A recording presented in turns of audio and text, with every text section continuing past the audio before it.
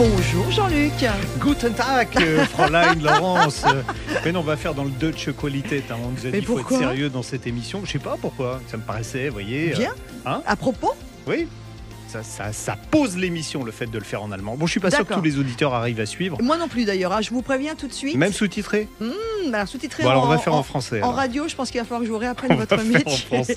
Allez Jean-Luc, heureuse de vous retrouver pour On Parle Auto. Sud Radio On Parle Auto avec des choses que l'on va savoir, entre autres dans cette émission, c'est est-ce qu'on a le droit de changer nos ampoules de phare par des LED par exemple? On va répondre à ce genre de questions. Il faudrait mieux changer par des belles plutôt que des LED, mais effectivement, si on veut avoir plus d'éclairage, il y a des choses qui sont autorisées, d'autres interdites.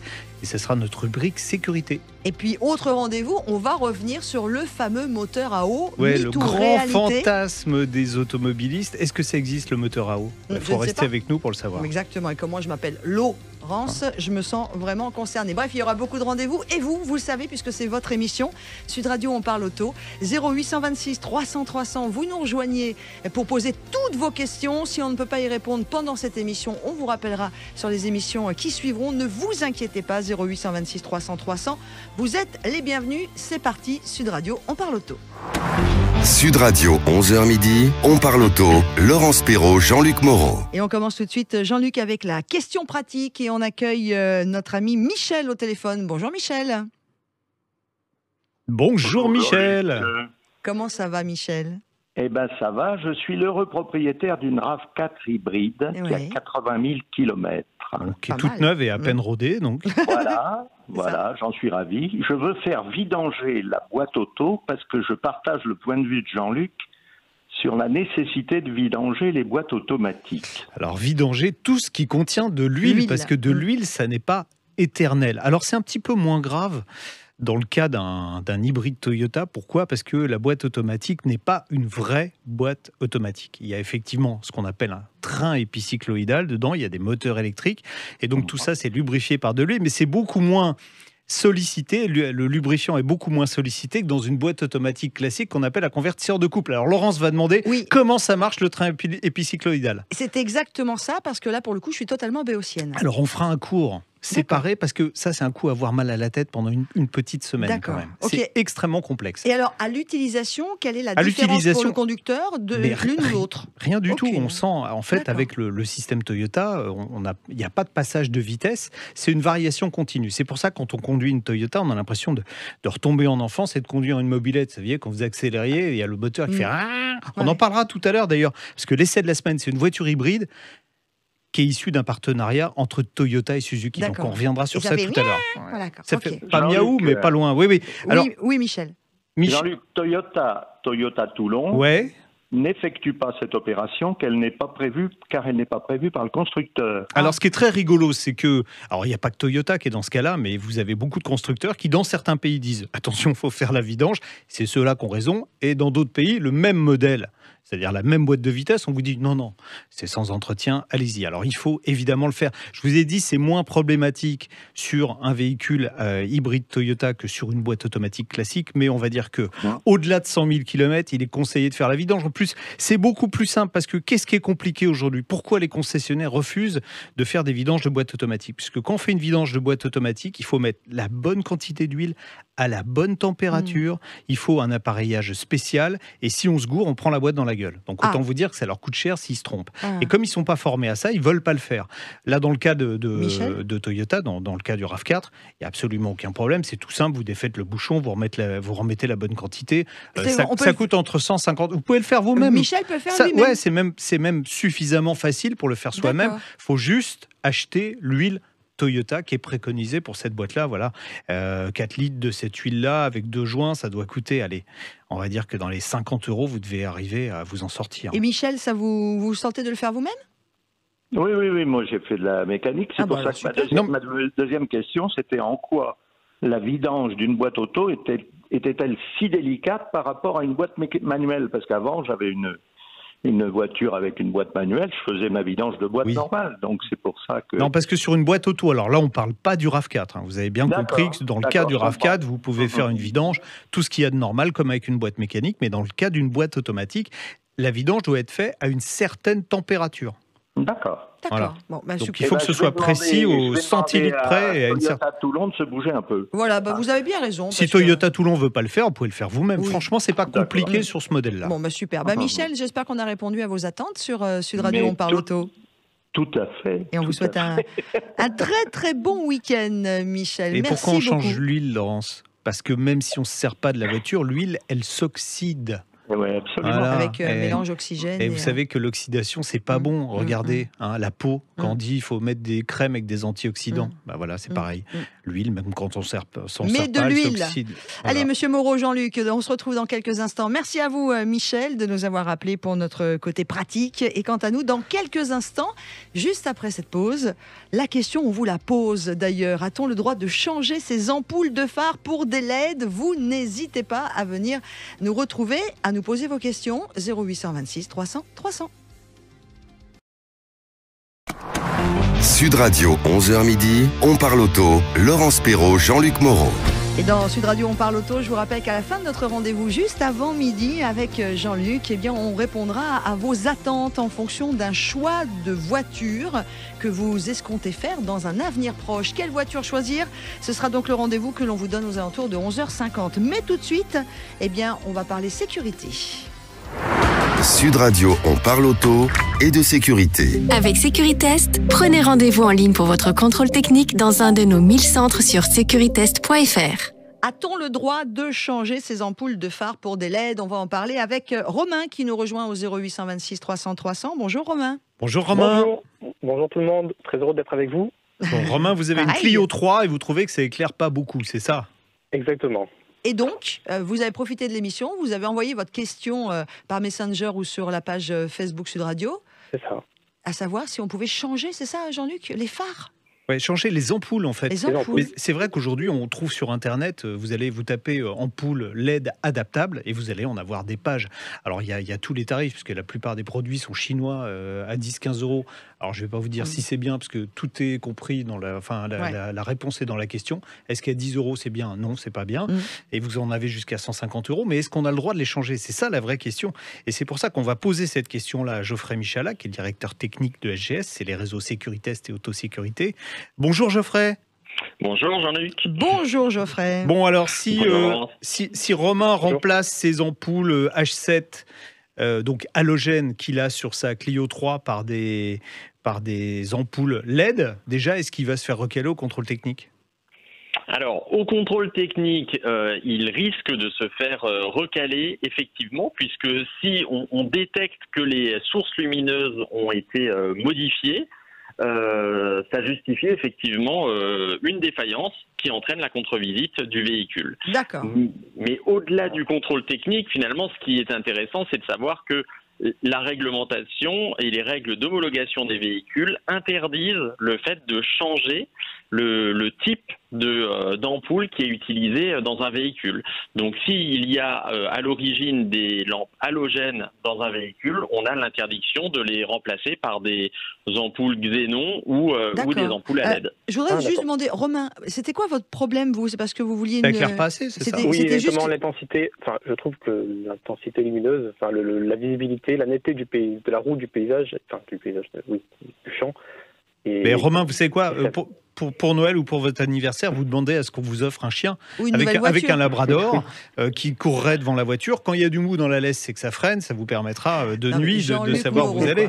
Vous savez que Natacha Harry, c'est avant nous. Vos animaux sur Sud Radio, c'est à partir de 10h. Bon, on va redevenir sérieux. Oui. Geoffrey, qu'est-ce qui fait que remplacer les ampoules H7 par des ampoules adaptables LED, ça peut être, on va même dire, dangereux? Alors, ce qui peut être dangereux, c'est que finalement, le faisceau lumineux qui est émis par une ampoule H7 répond à certaines règles.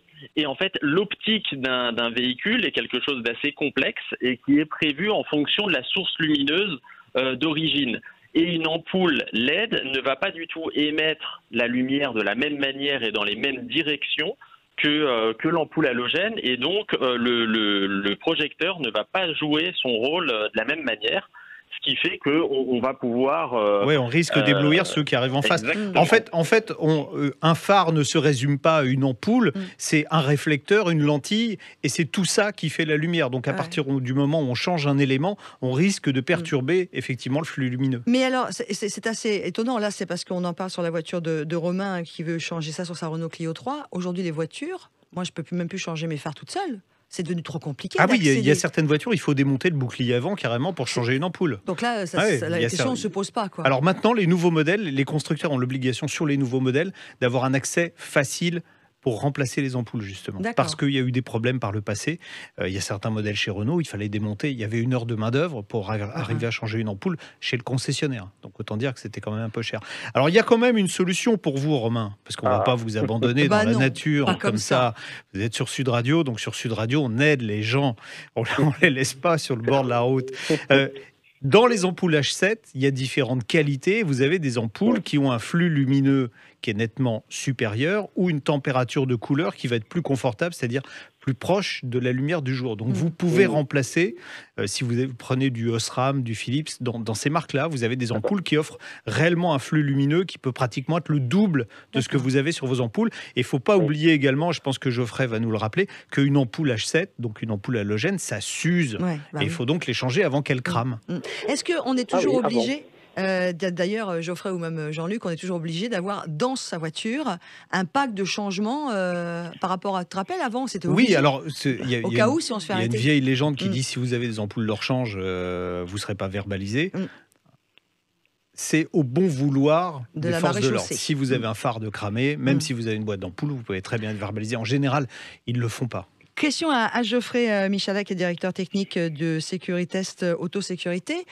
Aujourd'hui, est-ce que vous avez des problématiques beaucoup encore sur des vieilles voitures d'ampoules ou d'éclairage quand ils passent au contrôle technique, les gens? Est-ce que c'est des choses qui reviennent souvent? C'est le premier. Oui. C'est la défaillance, effectivement, qu'on constate le plus en contrôle technique.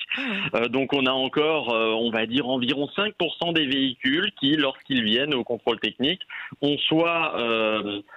des ampoules qui ne fonctionnent pas, soit des phares qui sont déréglés. Donc oui, ça reste relativement fréquent, puisque, comme on le disait il y a quelques instants, une ampoule, surtout une ampoule halogène, a une durée de vie.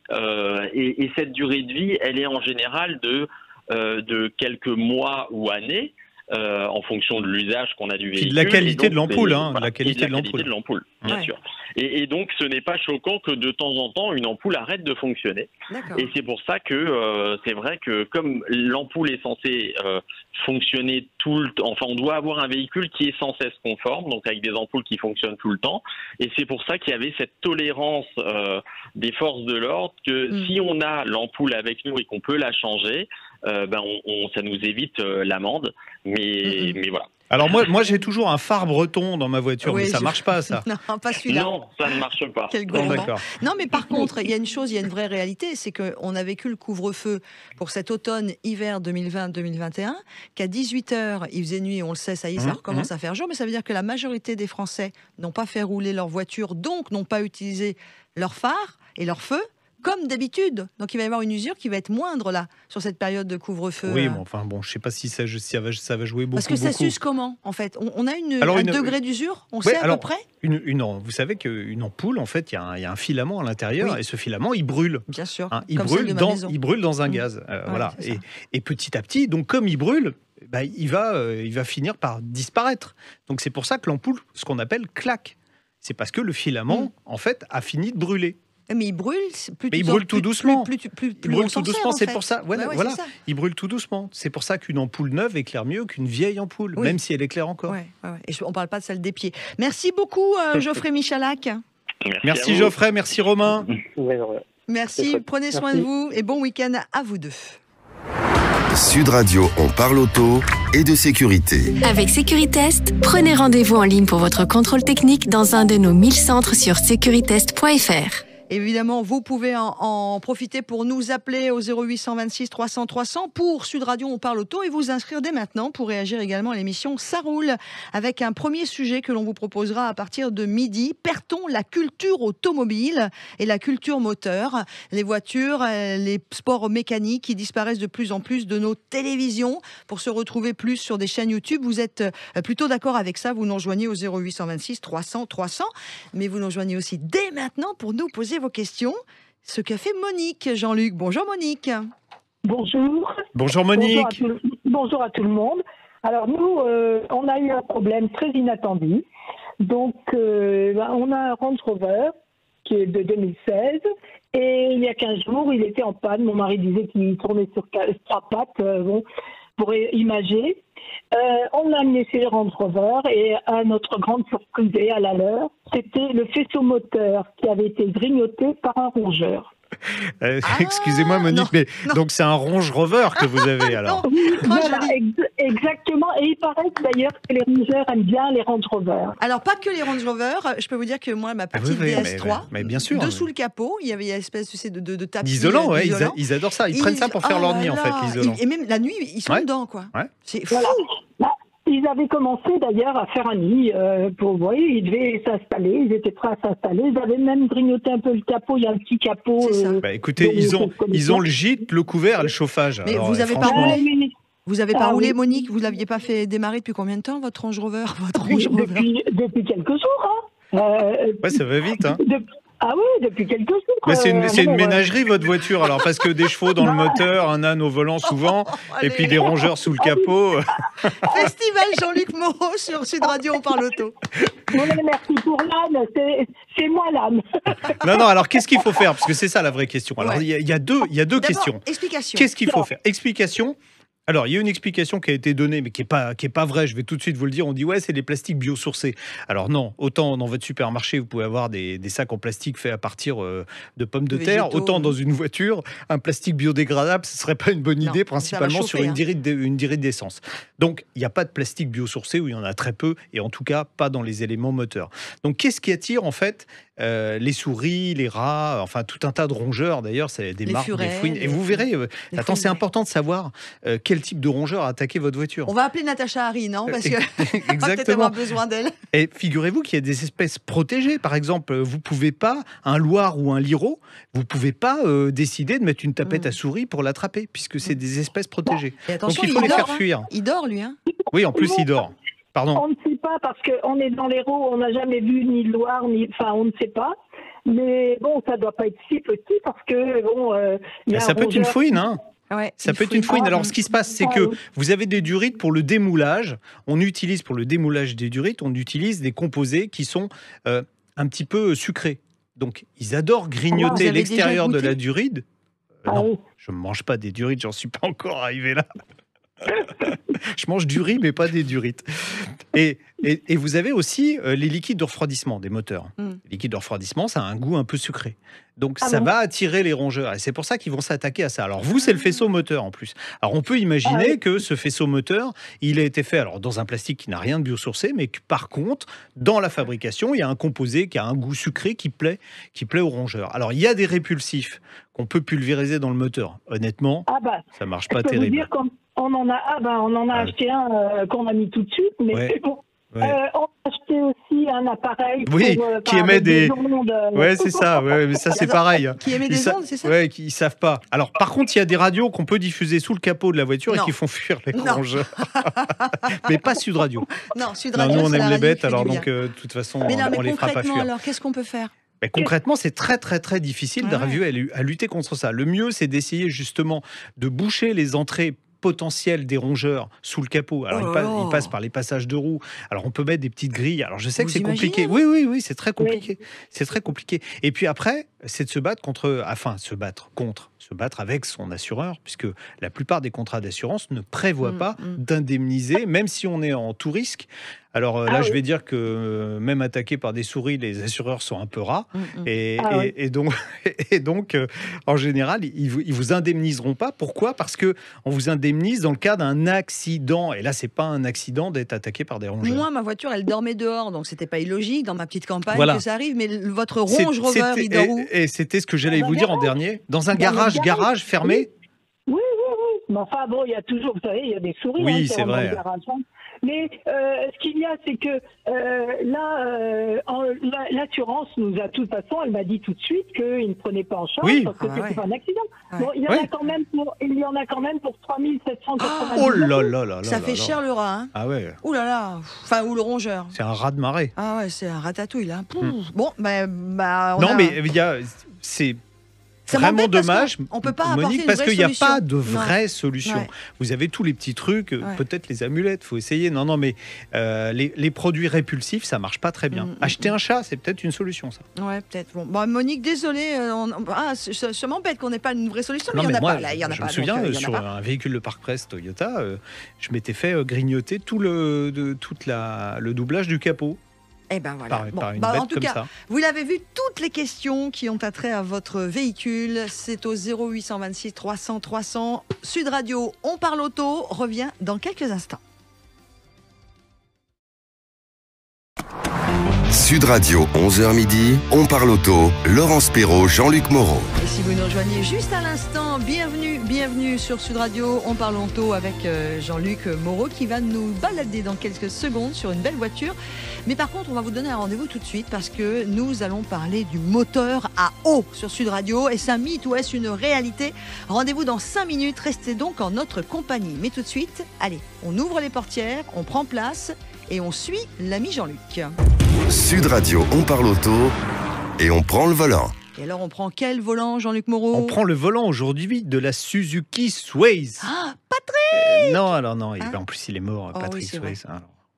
Bon, perd son âme. Alors, entre Suzuki et Toyota, il y a des accords depuis 2016 et aujourd'hui, Suzuki profite de la technologie full hybride de Toyota sur le marché français avec 2 modèles qui arrivent. Le premier qu'on essaie, donc, c'est la Sways. Alors, je serais tenté de dire, c'est une Corolla break en fait, cette Sways. Voilà. Donc, je serais tenté de dire que c'est une Suzuki avec le Corolla Virus, voyez. Ah, c'est parti. Voilà. Vous êtes très en forme aujourd'hui, c'est un bonheur. Le week-end va être joli. C'est la Suzuki la plus longue de l'histoire. Elle fait 4,65 m de long. Alors esthétiquement, évidemment, elle est assez proche de la Corolla, si on accepte la face avant, qui a été un peu redessinée. Moi, je la trouve personnellement plus jolie que la Corolla. Un petit peu moins manga. C'est vrai que les modèles japonais, ces derniers temps, j'ai un petit peu de mal avec toutes ces lignes abruptes. Là, celle-là est un petit peu plus douce. Je trouve que c'est mieux. Alors, mais le plus intéressant, c'est ce qui se cache évidemment sous la robe. On va commencer par l'arrière, pour une fois. Tiens, avec un grand coffre, parce que c'est un grand break. Coffre de 600 litres qui va même jusqu'à 1600 litres avec les sièges arrière abattus. Ça veut dire que vous allez pouvoir attacher belle maman, mettre le chien, tout le monde dans le coffre. Ou déménager. Ou aller chercher des meubles à monter soi-même. Enfin voilà, là c'est pratico-pratique. Vous pouvez même ramener le type pour monter les meubles en plus. Parce qu'il y a de la place dedans. L'habitabilité est généreuse à l'avant et aussi à l'arrière.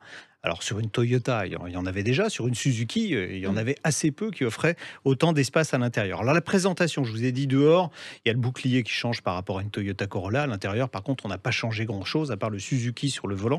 Tout le reste a été conservé avec ce qu'on appelle une interface homme-machine avec des écrans numériques. Alors vous avez un écran numérique 8 pouces qui est face au conducteur, donc paramétrable. Alors ce qui est rigolo, c'est qu'il y a un compte-tour. D'habitude, sur les véhicules hybrides, il n'y a pas de compte-tour, mais là, il y a un compte-tour. Et puis vous avez un grand écran central qui trône au-dessus de la planche de bord. Alors, plutôt carré d'ailleurs. Hein. Plutôt carré. Plutôt carré. Et si vous appuyez sur Map, donc la navigation, GPS, ça vous indique qu'il n'y a pas de navigation de disponible. Suzuki a estimé, alors d'abord parce qu'il y avait beaucoup de fonctionnalités qui étaient propres à Toyota. Donc Suzuki s'est dit, on va pas mettre des fonctionnalités Toyota. Et puis aujourd'hui, tout le monde a un smartphone, ou presque, avec des applications qui permettent de faire du guidage et souvent plus efficace. Et d'ailleurs, la Toyota n'est pas très bonne. Alors donc, en fait, on connecte son smartphone avec Android Auto ou Apple CarPlay et on a sur le grand écran central, on a la navigation. Donc on va dire que finalement, ça permet de faire des économies et puis d'avoir un truc qui, au final, est plus efficace que ce que nous propose... GPS intégré, Voilà, exactement. Que ce que nous propose Toyota sur la Corolla. Alors vous avez, l'équipement est plutôt riche. On a même un volant chauffant, ce qui n'était pas du luxe il y a une quinzaine de jours, quand il faisait moins 12 000 degrés en France. Là, siège et volant chauffant. Siège chauffant, j'aime bien un volant... C'est pas désagréable. Moi, souvent, je sais pas pourquoi, j'ai froid aux doigts quand je conduis. Et c'est vrai que le volant chauffant, c'est pas mal. C'est pas faux. Bon, alors sous le capot, parce que c'est ça qui nous intéresse. Une mécanique qu'on connaît par cœur, elle est arrivée pour la première fois sur la Prius de 4e génération, moteur 1,8 litre, développement 98 chevaux, couplé à un moteur électrique de 53 kW, avec une batterie qui permet de faire aux alentours de 2 km en tout électrique, mais surtout qui vous permet d'avoir des consommations, alors ras des pâquerettes pour un véhicule de ce gabarit. Hein, souvenez-vous, je vous ai dit 4,65 m de long, donc c'est déjà un beau bébé, 122 chevaux de puissance avec des relances. Alors il ne faut pas s'arrêter sur la puissance, parce qu'il y en a qui vont se dire c'est une grosse voiture, elle fait que 122 chevaux, dans les relances ça ne va pas être terrible. Alors si, c'est bien dans les relances. Pourquoi ? Parce que vous avez ce phénomène dont on parlait tout à l'heure, l'effet mobilette. Là. Oui. On accélère et vous avez le moteur thermique qui va tout de suite grimper dans les tours pour aller chercher un point de rendement maximum, ce qui va vous permettre d'avoir de la pêche. Alors c'est désagréable parce que j'accélère, ça fait et on a l'impression que le moteur est toujours à fond et la voiture accélère. Bon, dans les chiffres, c'est efficace. 80-120 en un peu plus de 9 secondes. Franchement, c'est pas mal, ça accélère bien. Donc en fait, on a plutôt des performances qui sont supérieures à ce qu'on attendrait d'un véhicule de ce gabarit qui fait 122 chevaux. Moi, je lancerais juste un appel aux constructeurs par rapport à ce souci, parce que c'est pas élégant, ce son, et vraiment, ça donne alors, pas une bonne ils ont image. travaillé, Voilà, c'est beaucoup moins. Non, c'est moins marqué, voilà, c'est moins marqué que ça l'était quand même sur les premières générations de Prius. Aujourd'hui, c'est quand même un peu moins marqué. Surtout, c'est l'efficacité extraordinaire de ce système qui est intéressante en termes de rendement, puisque vous avez des consommations. Alors moi, je suis un peu un spécialiste. Ça fait 16 ans que je roule au quotidien avec des voitures hybrides, et j'ai réussi à faire, alors en faisant quelques accélérations, puisque j'ai fait des chronos, à consommer 4,8 litres au 100. Donc 4,8 litres au 100, c'est vraiment très bien. On va préciser aussi que Suzuki, et ça c'est bien, a conservé les petits trous. Elle est disponible à Suez uniquement avec des roues de 16 pouces. Et pourquoi ? Parce que ça permet de préserver le confort et d'abaisser les consommations. Puisque les grandes roues, ça dégrade principalement quand vous avez des petites aspérités sur la route. Si vous avez des grosses roues, ça tape. Donc là, vous avez plus de moelleux et surtout des consommations qui sont un peu plus basses. Ça doit jouer aux alentours de 0,2-0,3 litres au 100. Et là, on arrive à des consos qui sont en dessous de 5 litres au 100. Alors, quand on n'est pas un grand spécialiste, on va faire 5 litres 2, 5 litres 3. Mais après, le challenge, c'est d'arriver à baisser la consommation. Et on arrive facilement en dessous de 5 litres au 100 pour un véhicule de ce gabarit. C'est mieux qu'un diesel équivalent, par exemple. Avec une pollution qui va être, évidemment... Alors, c'est fastoche pour le prix. Il y a une version. Ah, c'est cool. La 1,8 litre hybride pack, 31 050 €. C'est un tout petit peu moins cher que la Toyota. C'est pas mal. Hein. Et surtout, c'est bien positionné. C'est franchement un véhicule sur ce marché qui devrait rapporter des ventes à Suzuki. Dites-moi, Jean-Luc Moreau, là, en fait, vous êtes un peu tombé fan de la voiture, la Suzuki Swift. Non, elle est pas mal. Franchement, c'est pas mal. Bon, quand on est habitué à ce fameux défaut de l'effet mobilette. Il y a des gens qui montent dedans, ils vont dire j'aime pas, moi, et puis pas. ils n'arrivent pas à s'y faire. Voilà. Moi, j'aime les bruits des gros moteurs thermiques, des moteurs, qu'ils soient gros ou pas. J'aime ça. Moi, je suis fan des bruits des Ferrari ou des Porsche ou de tellement de voitures. Alors, c'est pas pour moi. Mais je vous ferai écouter le bruit de mes voitures à moi. D'accord. Il n'y a pas que du zzz. Il y en a deux qui font zzz, mais il y en a qui font aussi du grand comme ça. Voilà. C'est une invitation. Oui. Une autre invitation que je vous donne. Merci beaucoup, Jean-Luc Moreau, dans Sud Radio. On parle auto pour cet essai du Suzuki Swift que l'on retrouve en visio sur la chaîne YouTube. Oui, c'est vrai. À chaque fois. Alors bon, c'est pas du Spielberg, hein, mais on va dire que c'est une sorte de tuto. Je découvre la voiture avec vous. Très bien. Donc j'ai acheté une petite caméra super d'ailleurs. Ceux qui sont intéressés me demanderont la marque, vous verrez, ça fait tout seul. On peut presque se passer de caméraman. Elle arrive même à vous suivre dans le cadre toute seule. Allez, tout de suite. Moi, ce que je vous propose aussi, c'est de savoir si le moteur à eau est un mythe ou une réalité. Sud Radio, on parle auto et d'environnement. Et on accueille Philippe au 0826 300 300. Bonjour Philippe. Bonjour Philippe. Bonjour Laurence, bonjour Jean-Luc. Comment ça va ? Ça va très bien. Allez, malgré ces confinements et les différents problèmes que tout le monde connaît. Bon, bref, je passe sur la question au mieux. J'avais une question pour Jean-Luc, que j'avais entendu il y a déjà 1 ou 2 ans sur une interview nous parler d'un constructeur allemand qui visiblement travaillait sur une voiture avec moteur dopé à l'eau. Alors je sais de quoi il s'agit, moi personnellement. Alors c'est une BMW, oui. Alors BMW avait commencé sur un, sur un moteur qui était un moteur alors pas de voiture de course, mais c'était un Pescar qui était dans les courses de moto. et qui avaient du dopage à l'eau. C'est quoi du dopage à l'eau? Parce que moi, je connais le dopage autre dans le milieu sportif. Vous avez du dopage à autre chose, c'est sûr. Mais c'est pas à l'eau. Oui, c'est pas à l'eau, justement. Alors, en fait, le dopage à l'eau, c'est vraiment pas nouveau. Ça a été inventé au tournant du siècle dernier. En fait, dès que les ingénieurs ont commencé à se pencher sur le moteur à combustion interne qui fonctionnait à l'essence, ils se sont dit, tiens, on va faire du dopage à l'eau. Les Allemands, pendant la Deuxième Guerre mondiale, avaient sur les Messerschmitt ME-109, BF-109, sur les BF-109, avaient un mélange à la fois de méthanol et d'eau qui permettait de refroidir. Alors, je vous explique pourquoi ça a de l'intérêt de mettre de l'eau dans un moteur à essence. Parce que dans un moteur à essence, plus on va solliciter le moteur, plus on va avoir une température de combustion qui va s'élever. Or, pour refroidir, quand vous êtes par exemple plein pot sur une autoroute en Allemagne, vous allez enrichir le mélange pour refroidir. Vous refroidissez avec de l'essence. Ça paraît bizarre, mais pourtant c'est vrai. Donc sous forte charge, un moteur à essence, c'est pour ça que la consommation des moteurs à essence s'envole quand on accélère très fort. Parce que vous êtes obligé d'enrichir plus pour refroidir. Donc, si vous injectez de l'eau, alors on ne mélange pas de l'eau dans le carburant, attention, il y a un système extérieur qui va injecter de l'eau. Alors il y a différentes technologies qui sont disponibles. C'était présent sur les voitures de course.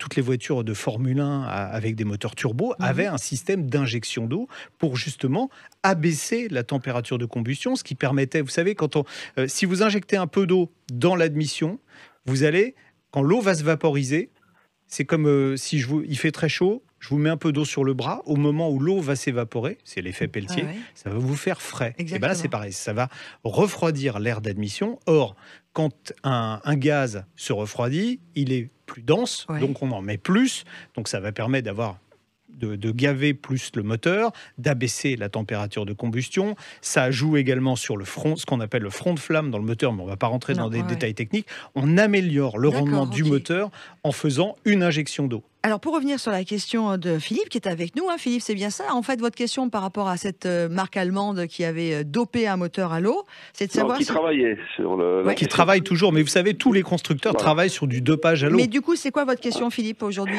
ma question, c'était, comme j'avais entendu cette interview il y a déjà 1 ou 2 ans, je me souviens plus trop, je voulais savoir où ils en étaient, parce qu'on parle d'écologie, parce que ce que dit pas Jean-Luc, que je crois savoir, je parle sous son... c'est qu'on diminue aussi la pollution, on diminue les oxydes d'azote de 25% et les particules également. C'est génial. Exactement. Donc, et alors, on en est où, on est en train de parler. Et c'est intéressant sur un moteur à injection directe d'essence, puisque sur un moteur à injection directe d'essence, on a la création de particules, et le dopage à l'eau permet justement d'éliminer cette création de particules. Et ça, c'est vraiment très intéressant. Mais alors, ça veut dire quoi? Ça veut dire qu'ils continuent Bosch à chercher? Bosch a breveté un système. Alors, je les ai appelés cette semaine en leur demandant qu'on ait un ingénieur qui vienne pouvoir nous parler aujourd'hui des progrès de ce système.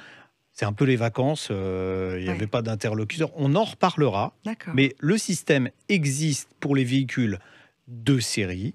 Il va équiper bientôt plein de modèles. Alors, BMW a déjà des modèles qui sont équipés. Vous allez me dire, on va être obligé de faire le plein d'eau. Comment on fait? Parce qu'en fait, ça consomme pas mal d'eau.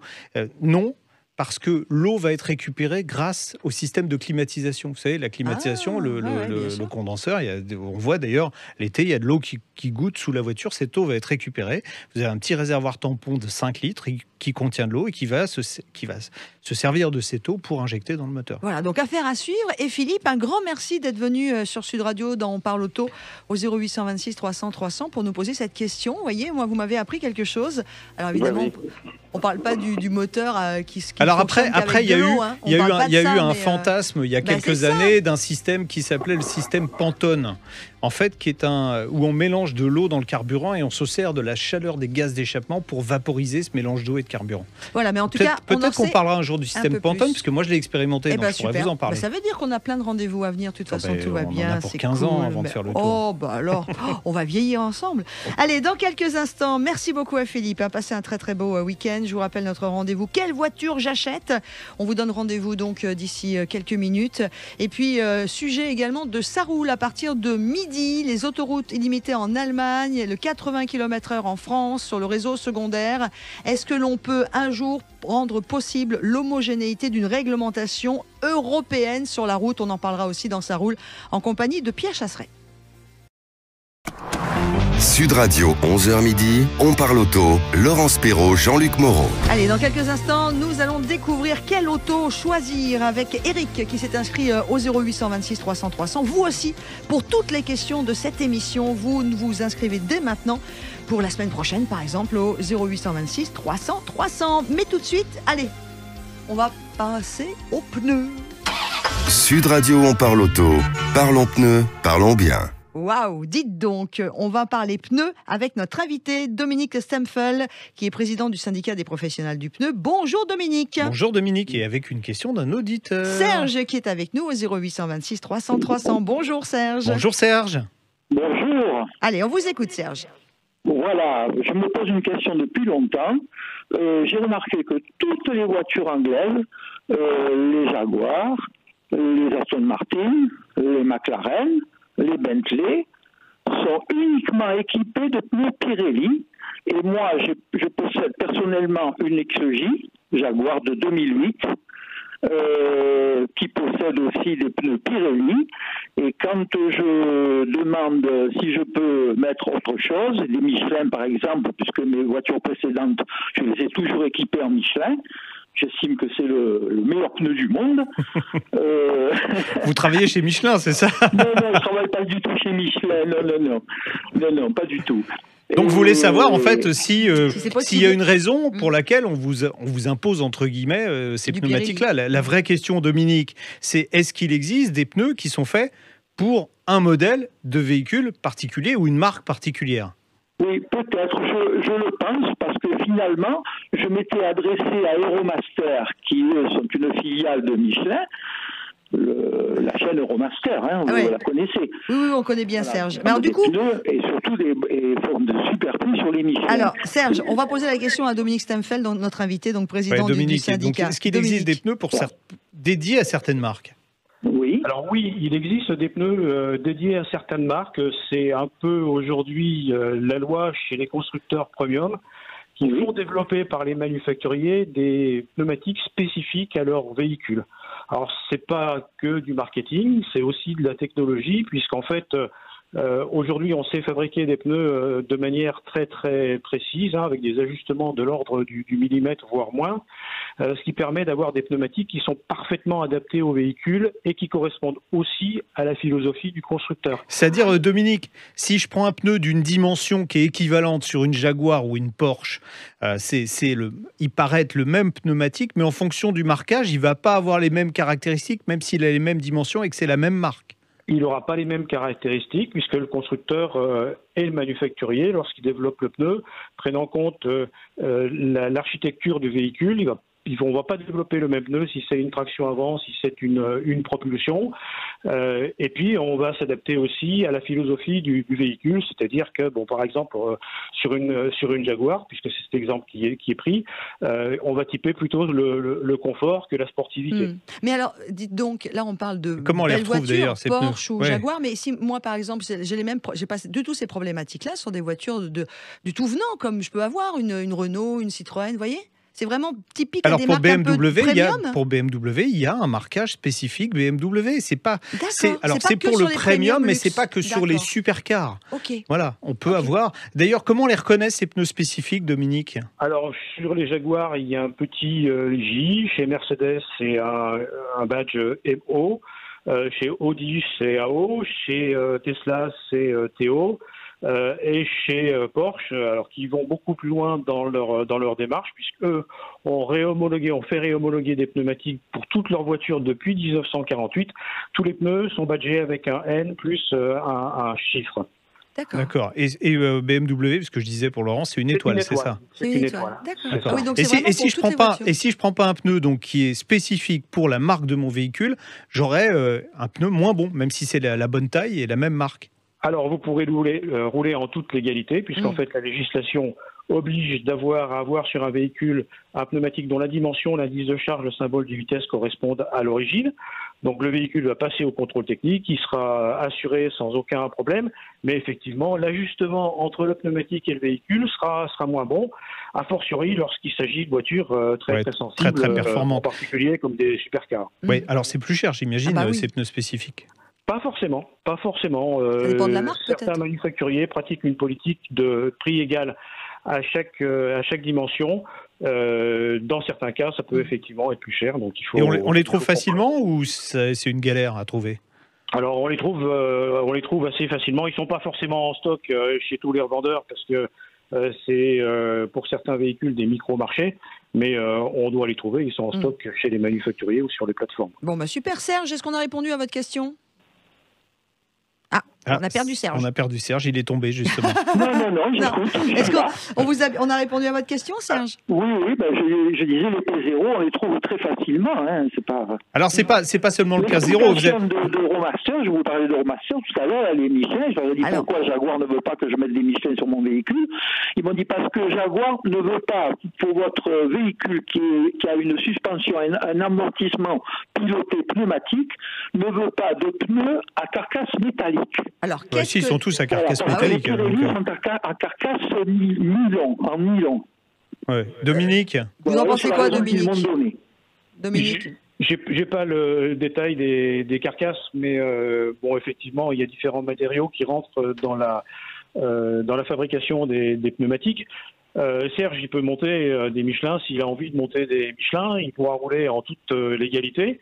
Mais il est évident que si le constructeur a fait développer un pneumatique spécifique pour son véhicule, il aura une meilleure adéquation entre le pneu et le véhicule s'il prend le pneumatique qui est monté d'origine. Bon, ben voilà, en tout cas, on a eu la bonne réponse. Merci beaucoup, Dominique Samfel, et puis des bonnes explications. Non, moi, je savais pas. Je n'avais même pas fait attention que peut-être que sur ma voiture... Il y a des étoiles sur les pneus de la BMW. Non, je n'ai même pas fait attention à ça, c'est vrai. Merci beaucoup, Dominique Samfel. Avec plaisir. Président du syndicat des professionnels du pneu, et merci à Serge de nous avoir rejoint au 0826 300 300 pour poser sa question. Tiens, une autre question, quelle auto choisir? Sud Radio, on parle auto.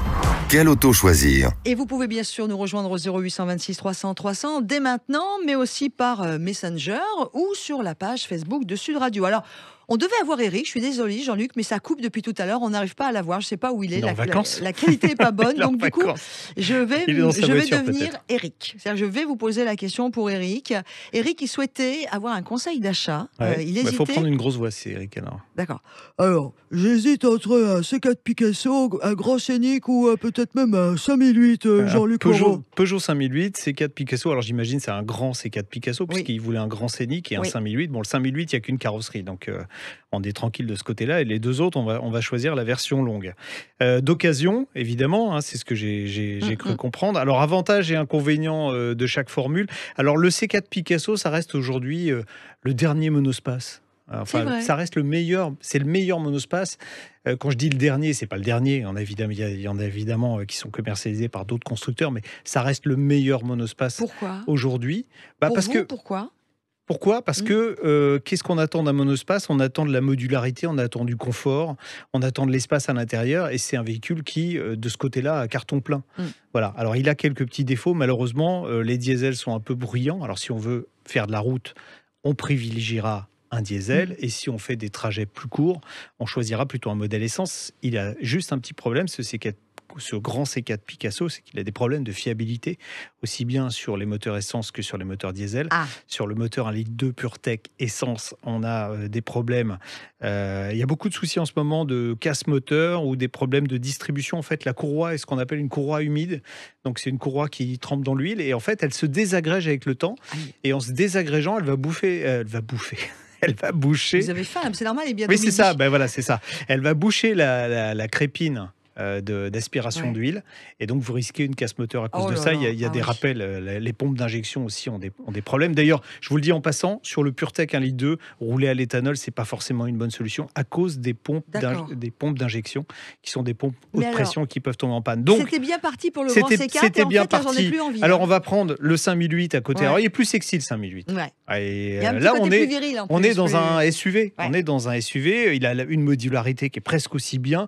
Il a un comportement qu'on peut dire de référence, peut-être un tout petit peu moins confortable que le Citroën, un tout petit peu moins de place que le grand Picasso, mais avec cette place quand même. Il est disponible avec les motorisations équivalentes, donc on aura à peu près les mêmes problèmes. Alors moi, je conseillerais, si on veut vraiment faire de la route, plutôt le 2 litres Blue HDI en diesel, qui est un moteur qui est souple, vigoureux, 150 chevaux. quand on prend une grosse voiture comme ça, il vaut mieux privilégier des moteurs avec un peu plus de tonus que le moteur bas de gamme. Voilà. Ouais.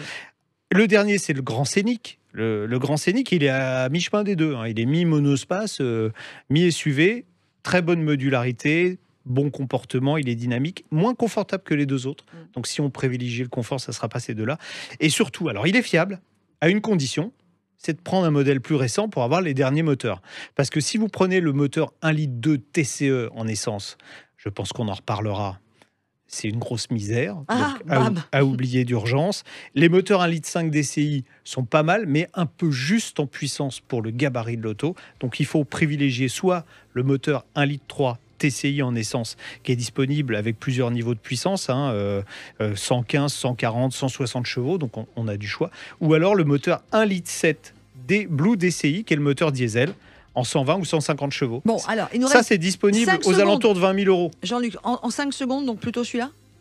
Moi, je privilégierais plutôt celui-là à partir du moment où on a un budget de 20 000 euros. Ok, super. Merci si on a moins, il faut se tourner vers les deux autres.